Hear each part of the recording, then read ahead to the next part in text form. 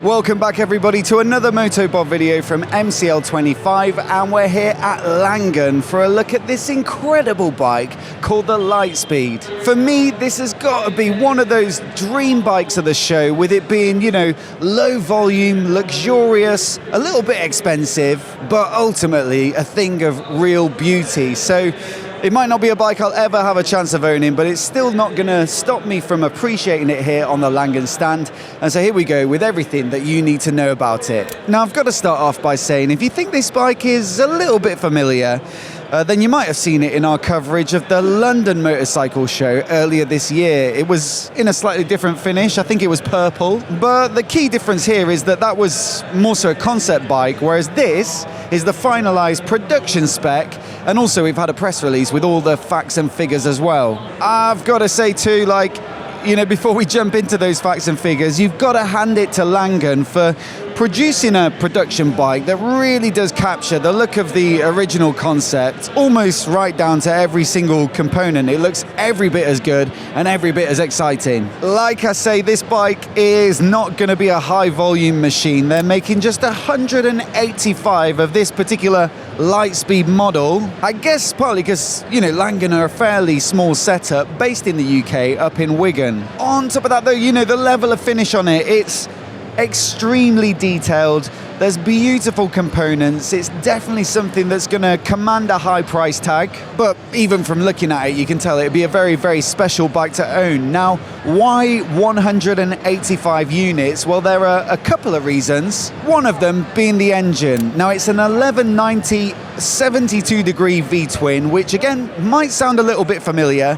and that's because it's made by Buell, and it's an engine that they're using quite a few of their models as well. So that 185 is echoed in the peak power figure of this bike. It'll make 185 horsepower, and I've got to say that's a massive number for this kind of style of bike, which is a fairly long and low thing with a little bit of a cruiser kind of look to it. Perhaps the bike I'd say is most similar is something like the Ducati Diavel V4, a bit of a power cruiser kind of stance, but also top spec components, very sporty to ride, lightweight as well, so it flicks from side to side, and that bike makes a measly 168 horsepower peak. So this thing is probably going to be an absolute rocket ship.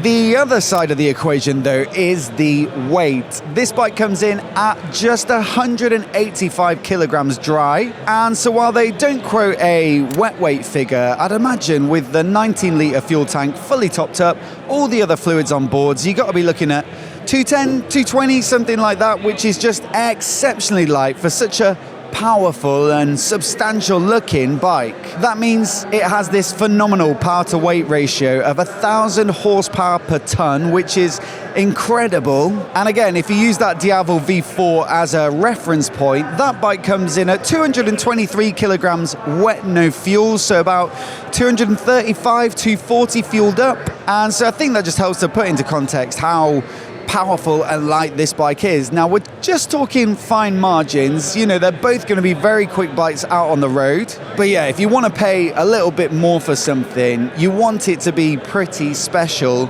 And I think you can see from the performance figures, from the dimensions, that this bike is exactly that. Just seeing it up close, the details are incredible. The way that you've got this billet fork knuckle there, the Öhlins fork, these triples as well. Everywhere you look, everything just looks spectacular. Anyway, as for the sort of chassis spec, well, they say they've set it up to be a performance road bike, but also with the comfort to go anywhere, and then also the handling characteristics of a sports bike.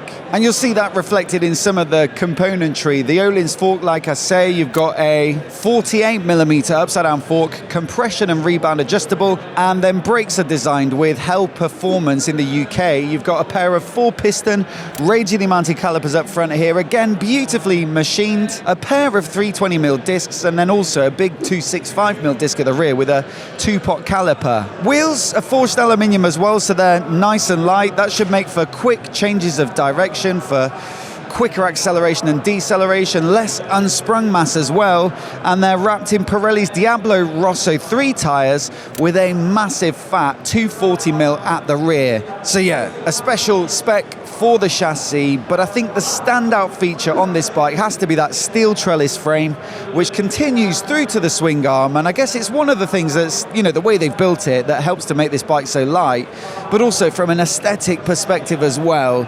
Just having it on show, really showing it off, gives this bike that elevated look.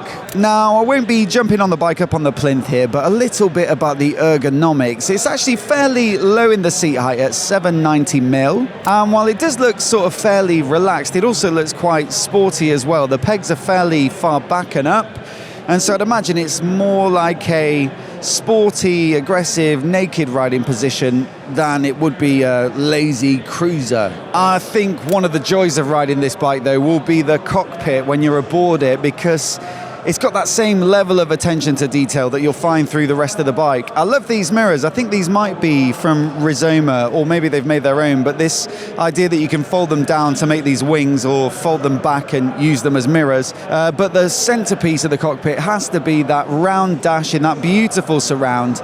And also I believe it's TFT and a touchscreen as well. Then you've got the switchgear as well, which matched nicely. Again, they've got a great level of finish and attention to detail.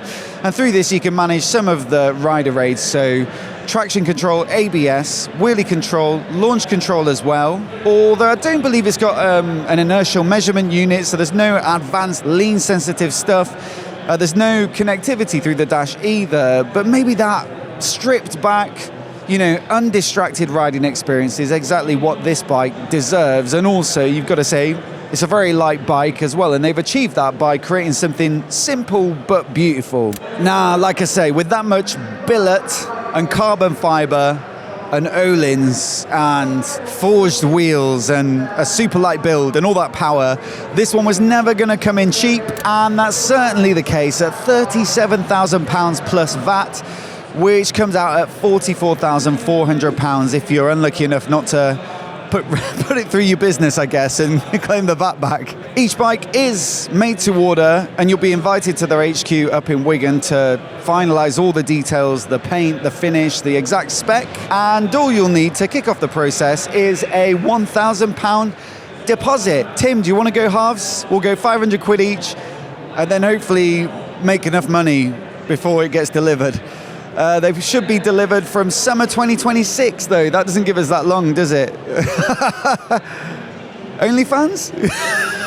Exports to the US, though, I believe, and other markets start from January 2027. I'd love to know what you guys think of this bike down in the comments below. I think it's a brilliant thing, not just from the way it looks, but also just from a business perspective, that someone's out there making these top-end bikes in the UK and putting their heart and soul into it, because that's the only way you can get a bike that looks like this. We'll also put our playlist of all of our Motorcycle Live content on the screen now, so you can catch up if you've missed any. Do hit subscribe for more of the latest motorcycle news and reviews right here on MOTOBOB. A massive thanks for watching today, and we'll see you in the next video.